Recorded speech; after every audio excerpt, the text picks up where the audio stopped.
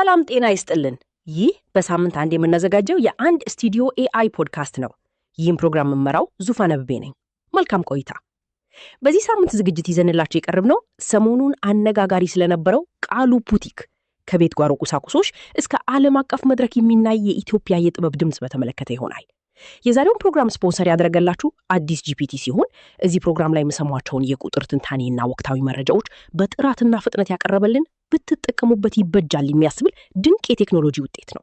www.addisgpt.ai በመጎብኘት ዛሬውኑ የነጻ አባል በመሆን ከዘመነው ቴክኖሎጂ ጋር ይራመዱ። በኢንተርኔት ዓለም ቃሉ ፑቲክስ በሚለው ስሙ የሚታወቀውና ትክክለኛ ስሙ ካሊብ እንደሆነ የሚገመተው ወጣት ማንኛውም በእጃችን ላይ ያለ ነገር ወደ ፋሽንነት ሊቀየር እንደሚችል በተግባር እያሳየ ይገኛል። በፈጠራ ብቃቱና ባልተለመዱ ግብአቶች በሚሰራቸው ስራዎቹ በማህበራዊ ሚዲያ ከፍተኛ ተወዳጅነትን አትርፈዋል። በኢንስታግራም ከ562,000 በላይ በቲክቶክ ደግሞ ከ703,000 በላይ ተከታዮችን ማፍራት የቻለው ቃሉ ማይቻል የሚመስለውን ነገር በፋሽን ጥበብ እውነት እያደረገው ነው። በቀላል ግድግዳ ፊት ለፊት ቆሞ በአካባቢው ከሚገኙ ተረፈ ምርቶችና ቁሳቁሶች የሚሰራቸው አልባሳትና ጫማዎች የሱን ወደፊት ታላቅ ራዕይ አመላካች ናቸው። ዛሬ የፋሽን አፍቃሪዎች የሱን አይንን የሚማርኩና ልዩ የሆኑ ስራዎችን እያደንቁ ይገኛሉ።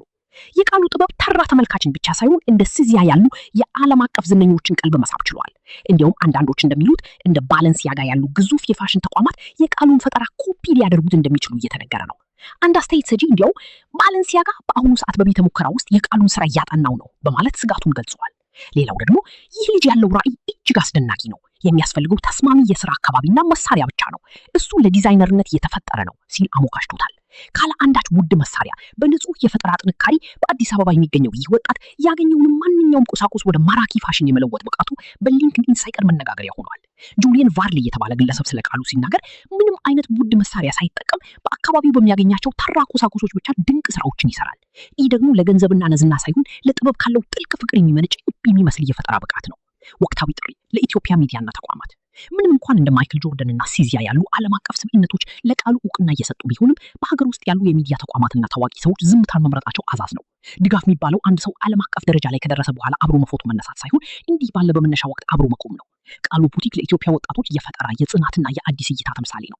እሱ ውጤት ይችላ ማለት ለሚቀጥለው ትውልድ ፈጠራችሁ ዋጋ የሚኖረው የውጭው ዓለም ሲያደንቀው ብቻ ነው የሚል የተሳሳተ መልእክት ያስተላልፋል። ይህ የአንድ ግለሰብ ጉዳይ ብቻ ሳይሆን የሀገርን የፈጠራ አቅም መደገፍ ጉዳይ ነው። በግል ጥረታችን እሱን ወደ ተሻለ ደረጃ ላይ ለማድረስ የምናደርገው ጥረት እንዳለ ሆነ